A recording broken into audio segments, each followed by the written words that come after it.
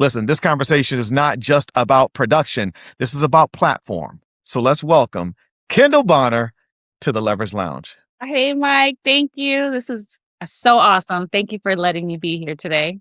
Recognition validates influence. And you being named a 2026 Inman Power Player isn't just about volume, it's about voice. So I wanted to ask you, what does it mean to move the industry forward? It's a big question. I have to say that, first of all, it's an honor to me, and I have so much gratitude for the recognition that I've experienced in my career, especially as it relates to real estate. I think that something I've had to recognize is that a lot of us spend a lot of time building personal brands. And something I've realized is that there is this level beyond the personal brand, and it's an industry brand. I feel really extremely honored that I've been able to transition from not just having a personal brand, but now building an industry brand through a lot of the awards and recognition that I've received over the last, I'll say 5 years, because there's been several that I'm just humbled by every single day. So to be recognized in rooms that you're not in and to have someone say, hey, we see you and we respect you, that's a pretty big honor. And I'm just very grateful for it.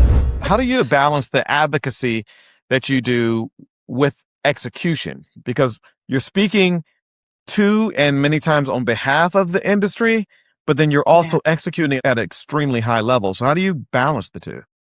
Well, I think it's important to have a message that resonates, that matters, and that's relevant. And I'll go back to one of the biggest platforms I just most recently came off of, which was talking about the mega lawsuits. I remember there was an article I read that they had polled, one of the news media outlets, I think it was Inman, had polled a bunch of brokers and agents and said, how big of a deal are the lawsuits? And this was the year before the actual trial. And it was like 90% of brokers were saying that, oh, it's no big deal. This is going to go away. This isn't going to go anywhere. We're not doing anything wrong. And while I understood all of those points, me also being an attorney, I understood that there's something to this, especially once I read the complaints, the legal documents. And so when I realized like this was an actual thing, I started to see it through the lens of how it could impact the real estate space and real estate agent and the real estate professional and the real estate broker and the leaders in our space. And so I was invited to speak about it at Inman Disconnect. That was the last year that Brad Inman hosted that event. And I'll never forget, it was 4 speakers. And I remember thinking, who am I to be on this stage? I was a broker owner at the time and a team leader. I had started my team at this point.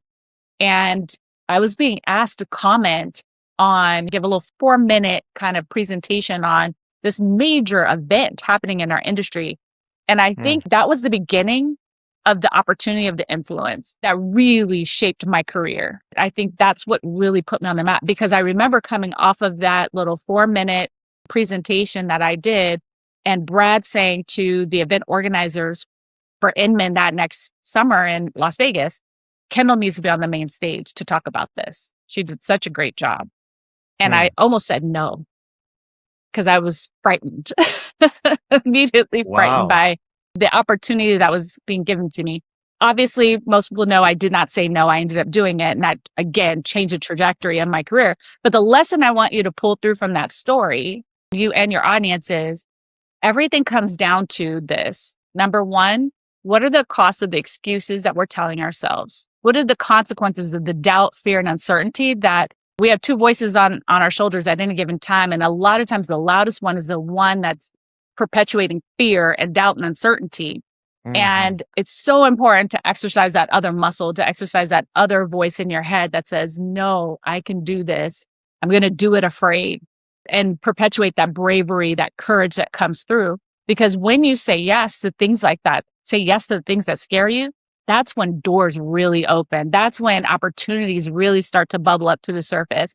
And that's when you really get to see how you can build and grow on something that actually matters and is meaningful to you. I just say this, like, if you're thinking about your life, your business, the trajectory of your career, when you're analyzing the next level for you, because everyone wants to grow, But when you're analyzing that and you're being given opportunity, think about not just what you're afraid to do, but what could happen on the other side of that if you said yes to the thing you're most afraid of.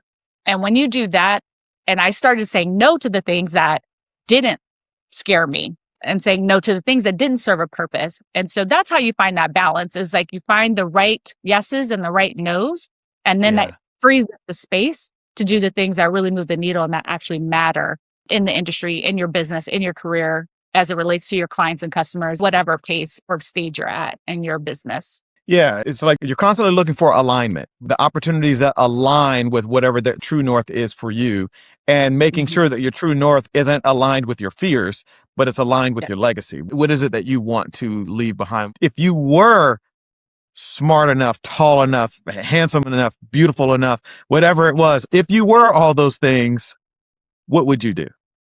And Yeah. then go and say yes to those things. I always like to say production builds income, but influence builds legacy. So, how does your legal background give you leverage that most leaders don't have? I think it Okay. helped in probably a small handful of ways. Number one, right before I got into real estate, I was actually in my own law firm with my husband, and I was good at law. I enjoyed it kind of, but I never wanted to be a lawyer. But at the time of getting my real estate license, a couple of things had happened that motivated me to do this, including my mother getting sick and me realizing, like, hey, life is short. Yeah. Do what you want to do. What are you waiting for? Take opportunities as they come to you.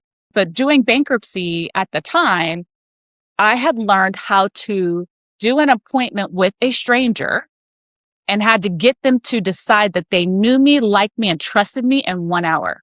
It was eat what you kill. If you don't kill, you don't eat. And so it taught me that I had to connect with people very quickly and authentically.